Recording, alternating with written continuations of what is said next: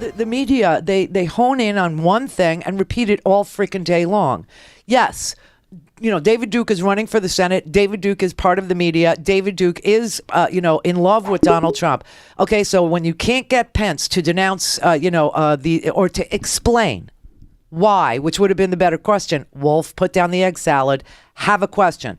A better question would have been, well, why do you think your candidate, your running mate is so attractive to the alt-right? Why do you think your candidate is so attractive to the know-nothings? Why do you think your candidate is so attractive to white nationalists and David Duke and white supremacists and Richard Spencer and Jared Taylor from American Renaissance and all these like really strange names? Why do you think they're embracing his candidacy?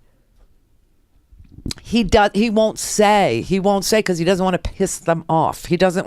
They have already decided that Donald Trump is racist enough and they're going to vote for the first time in a lot of these people, first time in their lives, they're going to vote for Donald Trump. Now, I know that they're also telling you in the media that the polls are really, really tight. They're really, really close. Some of them are and some of them aren't. So some battleground states are, and they're called battleground states because they battle it out each time for the slate of electors, right? So Ohio, Florida, I mean, come on, hello, it's Florida. They like stand your ground. They want to kill 16-year-olds that they find threatening. They're down here, you can't argue with somebody at the deli counter. They will shoot you. I had to explain this to the Howard. He scares me. He's so, Northeastern. He doesn't understand. Bartenders get killed over, political talk. You can't just go around at the deli counter because, and he was like so surprised because they're normal looking people until you talk to them. And then there's a severe emotional breakdown. There's a severe mental breakdown. There's a severe, yearning for, a time when, Florida didn't serve certain people. And they still want that. And Nevada's close too. But some aren't. Like Pennsylvania's not close. Virginia's a battleground state. It's not close. Michigan is a battleground state. It's not close. And the national polls aren't close because, and first of all, remember this. Mitt Romney, was the guy to beat, right? And Mitt Romney, you have to look at Romney's numbers and see where Donald Trump, comes in on the Mitt Romney scale because, of course, Donald Trump has to win all of the Romney voters because there weren't enough of them to make Romney the winner, right? So he has to win all of the Romney voters and then add the new gaming voters, the new Pepe people. He has to. So when you look at, what Mitt Romney had at this point in the election, against Obama,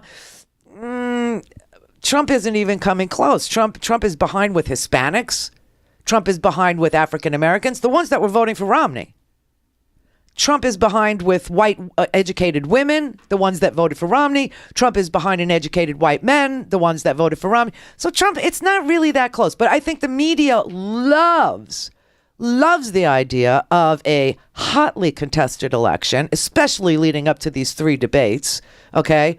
And then after that, they're going to want the election to be uber close so that Donald Trump can play the sore loser who says the election is rigged, and they'll cover that for another month. Because after an election, there is this thing called election fatigue where people are like, thank God this is over. I knew she would win. That was close. That was horrible. Let's never do this again. I hope, and then we look at, we'll start talking about the makeup of Congress, and we'll start talking about the makeup of the Senate, and everybody will go, completely blank. Everybody will get all fuzzy and disinterested and disoriented. And then we'll have a midterm election in 2 years and nobody will show up. And that's the way America is. So the media is trying to, milk this like a dairy cow, very hard for as long as it can. And so it talks about one or two stories per day. I'll bet you they didn't even talk about the ceasefire in Syria. Okay, but they do sit there with a serious face and say to Gary Johnson, what are your thoughts about Aleppo? Aleppo. What's Aleppo? You're ineligible to run for president. Well, he is, because if you're running for president, you really should know that it's the epicenter of all things ISIS in Syria and Raqqa. Those are the two places you really should know.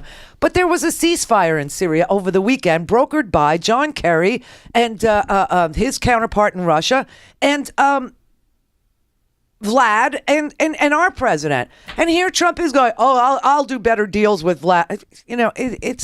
But you would never know that. You would never know that happened. You wouldn't know that there was anything going on with this pipeline in North Dakota. You wouldn't have any idea that President Obama stepped in and President Obama said, I'm going to halt all work on this pipeline until we can get a really decent environmental impact statement. And then we'll make a decision going from there. This is important.